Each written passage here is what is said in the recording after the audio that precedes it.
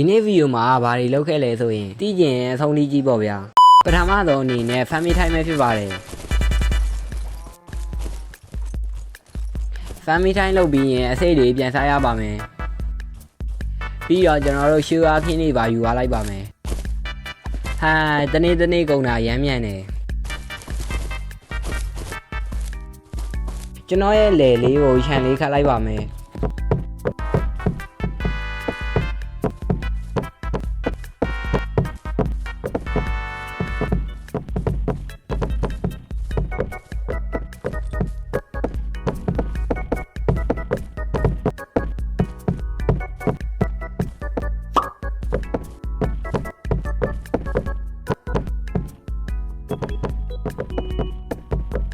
โอเคနောက်ဆုံးတော့ပြီးပါပြီအရင် episode ကလေးကမတူရရတဲ့ diamond တွေကိုတူရအောင်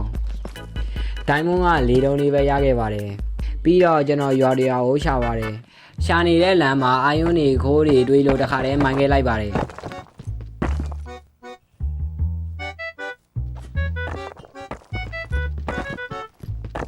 နောက်ဆုံးမှာတော့ရွာကိုတွေးပါပြီဘာလို့ရွာကိုလာလဲဆိုတော့ရှိသမျှပစ္စည်းတွေအကုန်ယူမလို့ပါ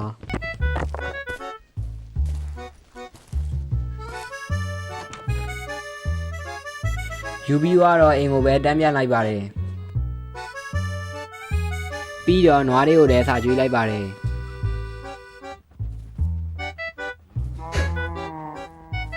ဒီမှာအာယွန်းနေရှိနေရပဲ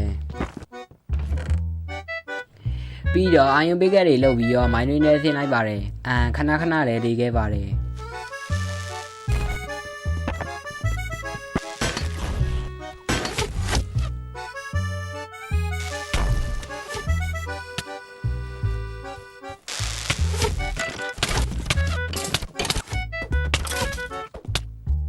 နောက်ဆုံးမှာတော့ကျွန်တော်ရဲ့ပစ္စည်းတွေအကုန်ပြောင်းသွားပါတယ်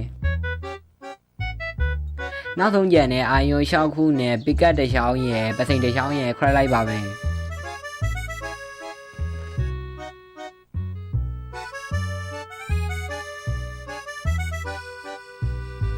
ဖနက်ပဲလိုတော့တယ်ဆိုရင်မဲ့ဖူးအောင်မှာရသွားပါပြီပြီးတော့ကျွန်တော်မိုင်းတွင်းထဲမှာအာယွန်တွေတွားမိုင်းပါတယ်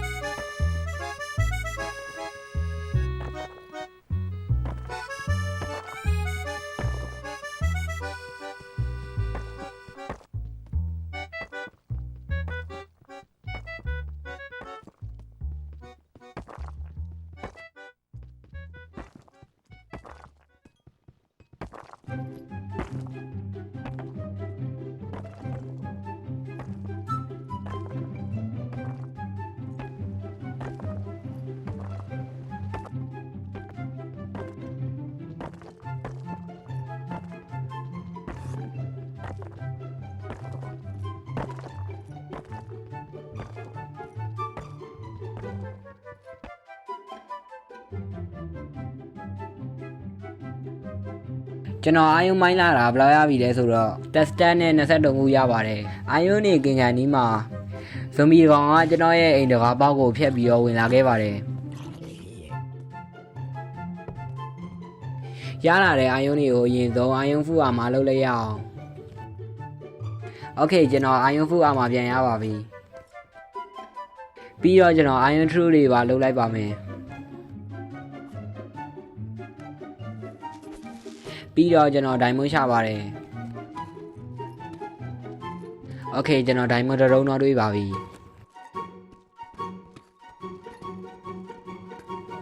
တစ်လုံးတော့မဟုတ်နှစ်တုံးပဲပြီးတော့ဘာ diamond မှမဆက်မတွေးတော့လို့အိမ်ကိုပြန်ပါတယ်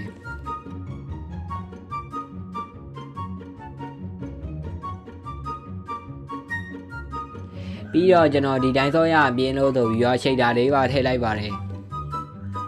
ဒီတိုင်းလျှောက်သွားနေနဲ့လာဘာကန်တွေးလို့ဆိုပြီးတော့ Australian နေမိုင်းလိုက်ပါတယ်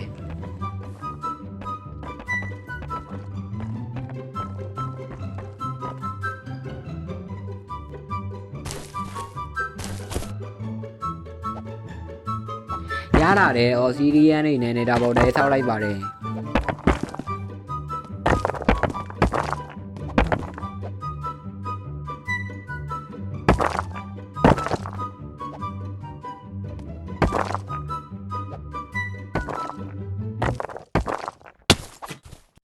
ပြီးတော့စာအုပ်တွေအများကြီးရဲ့အရှမ်းနဲ့တွေပဲရဲခေါ်လိုက်ပါတယ်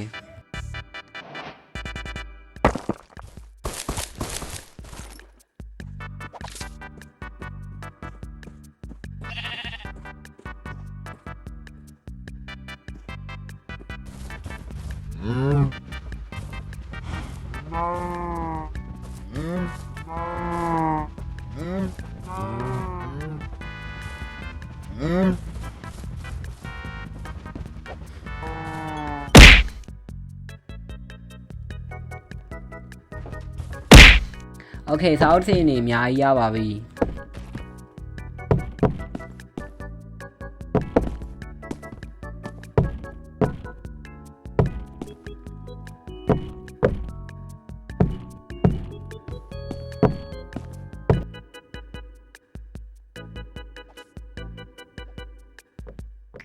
level အများကြီးမရှိသေးတဲ့အတွက်အရှမ်းနေရတော့ကောင်းကောင်းမွန်မွန်တော့မရပါဘူး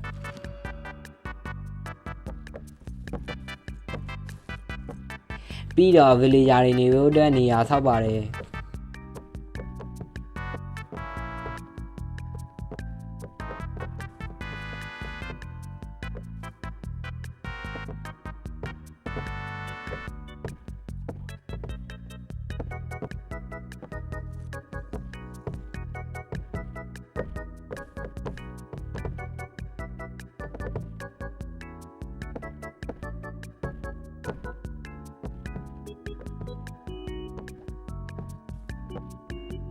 ပြီးတော့ villager တကောင်ကိုလေနဲ့ခေါ်ခဲ့လိုက်ပါတယ်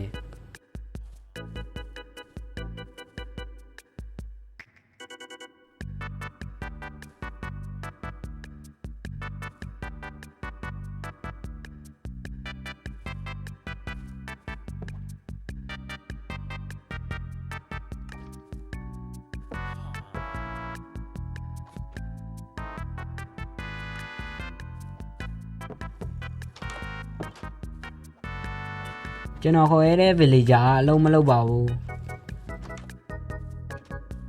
လမ်းမတွေရဲ့ villager တွေကိုတုတ်ချောင်းနဲ့အမတ်တွေနဲ့လဲလိုက်ပါတယ်ပြီးတော့ရွာထဲမှာရှိတဲ့ green တွေကိုအကုန်လိုက်ဖြတ်ပါတယ်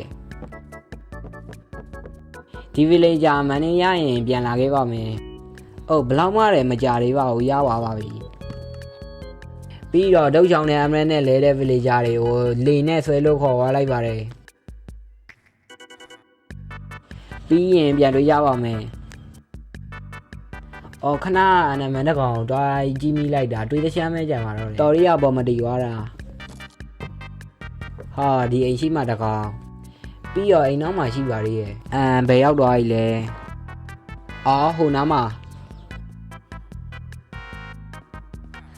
ဘယ်လိုပြန်ထွက်ရမလဲတော့မသိတော့ဘူး။အော်ကျွန်တော်တို့မြန်မြန်ပြေးထွက်လိုက်ရင်လွတ်မယ်ထင်တာပဲ။နောက်ဆုံးချက်ဒီနေရာကြီးလို့မလောက်နည်းနည်းပါးပါးရှင်းလိုက်ရအောင်အခုကဖန်မေးတိုင်းမဟုတ်ဘူးဆိုရင်မဲ့ရှူအားခင်းရိတ်မှာဆိုတော့ရှူအားခင်းတိုင်းပေါ့ဗျာရတာလေရှူအားခင်းတွေကိုစာရွက်ဖြစ်ပြောင်းလိုက်ပါတယ်ပြီးတော့ villager တွေနဲ့ပြန်ထွက်တယ်ပေါ့ဗျာ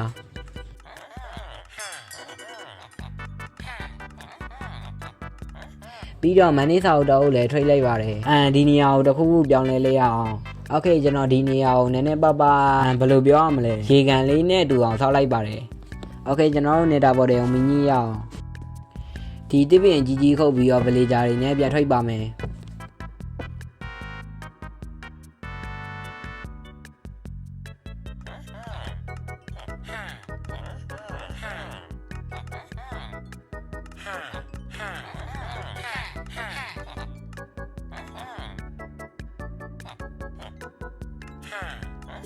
ပြီးတော့နေတာဘယ်မှာစပွန်မလဲမသိတော့တခါတည်းဝင်ကြည့်လိုက်ပါတယ်စပွန်တဲ့နေရာကတော့တိတ်မကောင်းအလုံးပိတ်ကြီးနေရာမှာလာစပွန်ပါတယ်တွေးရများတော့ယူသွားလိုက်ပါမယ်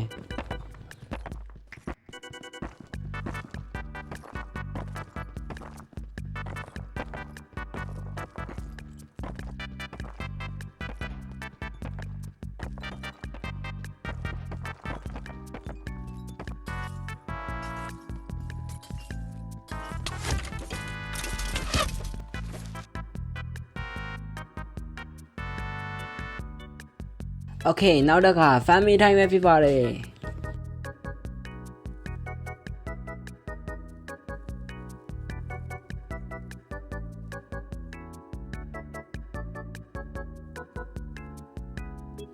ရလာတဲ့အာလူအကုန်လုံးကို villager တွေနဲ့ထိတ်လိုက်ပါတယ်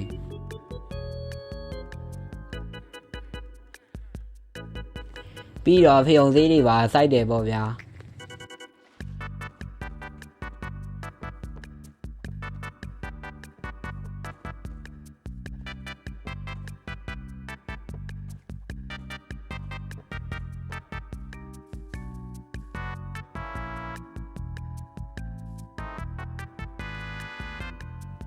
โอเคရလာတဲ့စာအုပ်စင်တွေကိုနေရာထားလိုက်ရအောင်ပြီးတော့ပြည့်ပြီထင်တာပဲ level က30လို့ပြနေရဆိုတော့ကဲဗီဒီယိုလေးကိုအဆုံးထိကြည့်ပေးကြတဲ့အတွက်အားလုံးကိုကျေးဇူးတင်ပါတယ်ဒါကတော့ကျွန်တော်ရဲ့ survival war episode 2လေးပဲဖြစ်ပါတယ်ဒီအပိုင်းက day 21 လေ40ဆိုတော့တော်တော်ကြာခဲ့ပါတယ်အားကြောင့်မို့ကျွန်တော်ရဲ့ YouTube channel လေးကို subscribe လုပ်ထားဖို့ပြောချင်ပါတယ်ကဲဆိုတော့နောက်ထပ်ဗီဒီယိုမှာပြန်တွေ့ကြပါမယ်